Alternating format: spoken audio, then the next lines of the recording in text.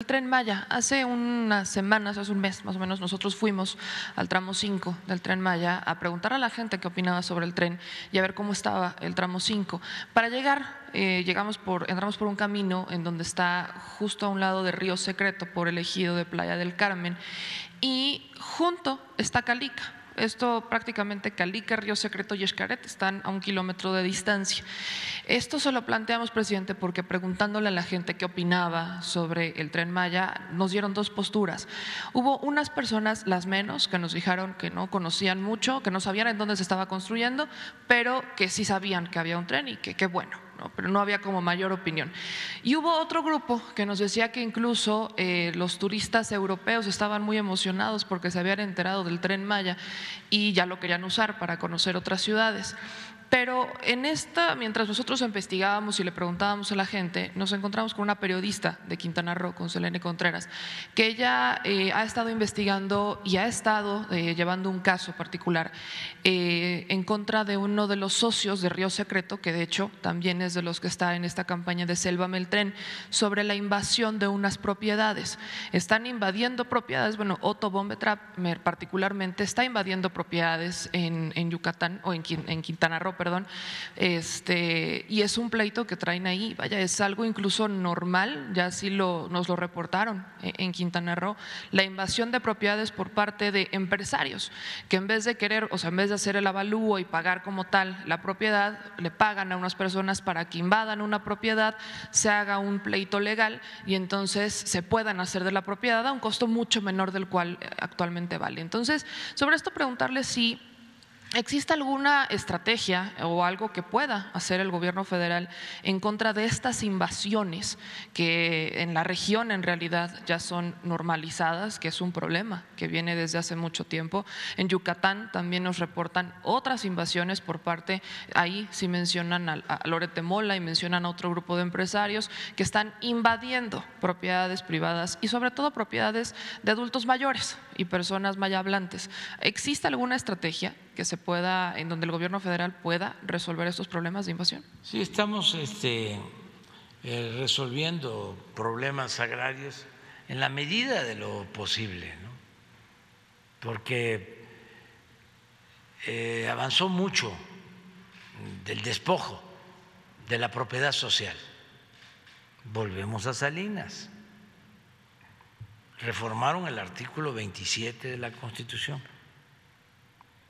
para poner al mercado las tierras ejidales. Y ahora hay ejidatarios que son latifundistas. Desde luego, no son campesinos. Hay gente que ha ido adquiriendo propiedades, sobre todo en zonas turísticas.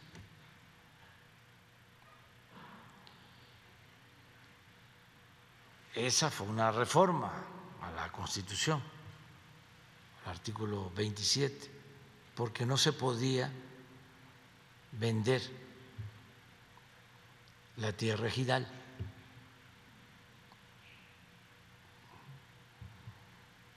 Sin embargo, se llegó a estos extremos y desde luego con la corrupción se fue legalizando todo este despojo y da mucha tristeza de que los campesinos o hijos de ejidatarios ahora trabajan como peones asalariados en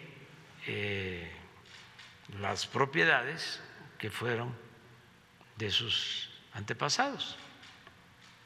En el caso de la Riviera Maya, ahí donde estuvieron, eso era tierra nacional.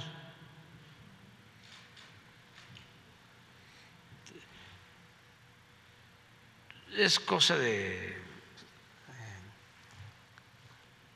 revisar la historia de Quintana Roo. Era un estado muy despoblado. Todo esto que ahora es Playa del Carmen, ¿sí? Cancún mismo, en los años 50, en los años 60 del siglo pasado, no había población, era mucha tierra y poca gente. Entonces empiezan los desarrollos turísticos, era territorio y nombran desde el centro a los gobernadores y hubieron buenos gobernadores. Estoy tratando, bueno, Rojo Gómez fue gobernador de Quintana Roo y luego otros, David Gustavo Gutiérrez, pero en ese tiempo, cuando empieza el auge turístico, coincide con el inicio del gobierno de Echeverría. El proyecto de Cancún se diseña cuando estaba Antonio Ortiz Mena de secretario de Hacienda en el gobierno de Díaz Ordaz y empieza a construirse y a desarrollarse con Echeverría. Entonces, como pensaban en hacer un plan integral, se crearon fideicomisos.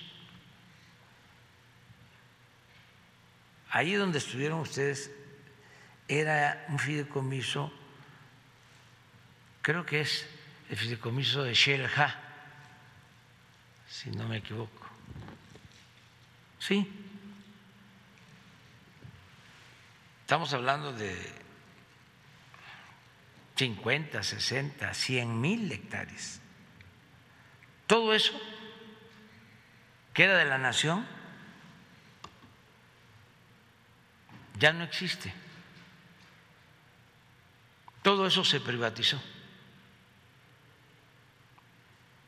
Y ahí fue donde se hicieron estos desarrollos turísticos.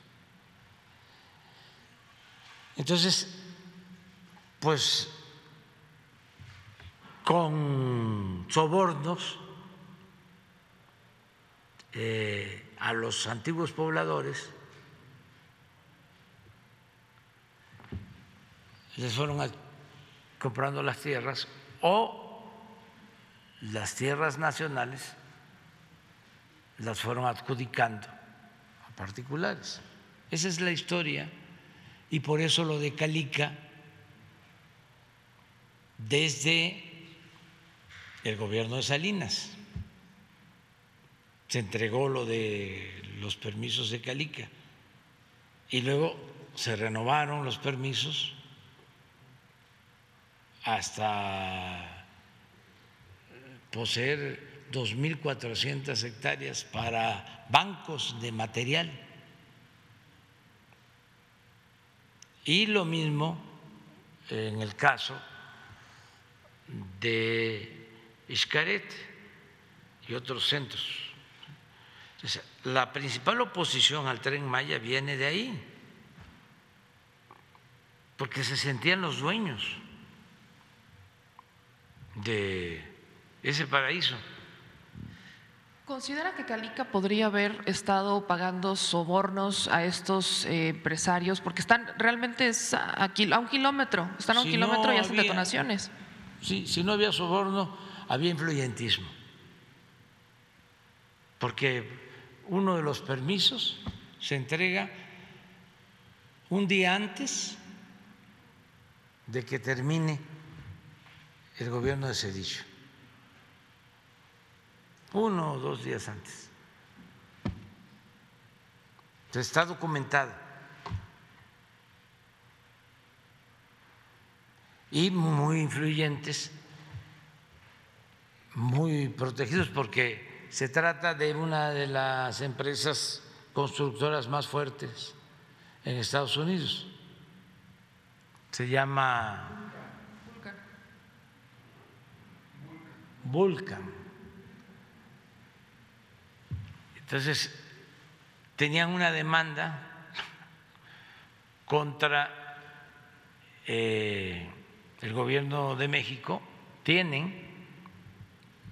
porque no se les autorizaba ampliar la extracción de material. Entonces llegamos a un acuerdo, es decir, a ver, ya no vamos a permitir que extraigan material, porque esto es un agravio, una destrucción al territorio. ¿Cuál es el término que no es ecocidio? Devastación. Desastre ambiental, un desastre ecológico, ambiental. Entonces llegamos al acuerdo, les dimos 2 o 3 opciones. Una, se les dan los permisos para que puedan construir con materiales adecuados, como campamentos, utilizar lo que ya escarbaron y que ya son como albercas. No sabíamos, por ejemplo, al principio que han extraído material de 8 o 9 metros de profundidad. O sea, debajo del mar. ¿Sí? Bueno, esa es una opción. Pero además les damos la concesión, se les otorga la concesión para que el puerto, en vez de estar sacando material, sea un puerto de cruceros, que no hay en esa zona, en el macizo continental, no hay. Sí, dijimos, siempre y cuando ya no sigan extrayendo material, que no usen como banco de material, porque se llevan ese material a Estados Unidos. De hecho, presidente, sobre este tema ha hablado